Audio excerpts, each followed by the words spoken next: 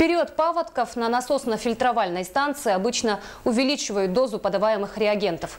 Это делается для того, чтобы справляться с повышенным в это время года содержанием в ней вредных веществ. Как сегодня очищают подаваемую на город воду и соответствует ли она всем нормам? Смотрите в сюжете далее.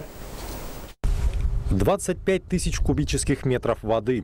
Столько потребляет алмазная столица только за одни сутки летом. Из них 15 тысяч нужно не просто закачать из водохранилища, но и тщательно очистить. Главный параметр питьевой воды, подаваемой в Мирный – цветность. И несмотря на довольно большой показатель, его все же удается держать в необходимых пределах. В водохранилище вода до 300-400 градусов доходит цветность. Основной показатель, наша цветность, которую мы хотим видеть, это 20 градусов. Сейчас мы имеем его на выходе из водочистных сооружений. То есть, представляете, 280 градусов нужно снять цветность. Это очень такой показатель сильный. Чтобы вода соответствовала всем санпинам, она проходит двуступенчатую очистку. Вначале из нее удаляются крупные фракции, а затем металлы и другие химические элементы.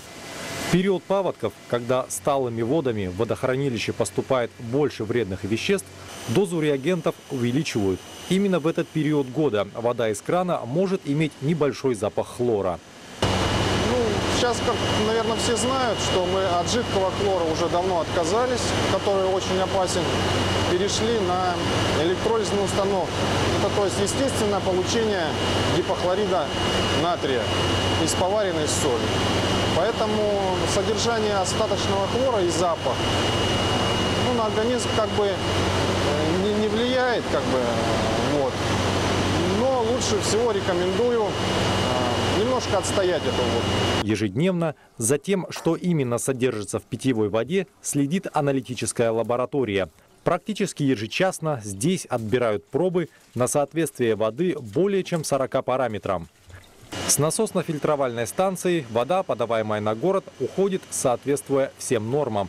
Однако, протекая по старым водоводам, иногда ее качество ухудшается. Поэтому, как советуют специалисты, не стоит пить ее сырой.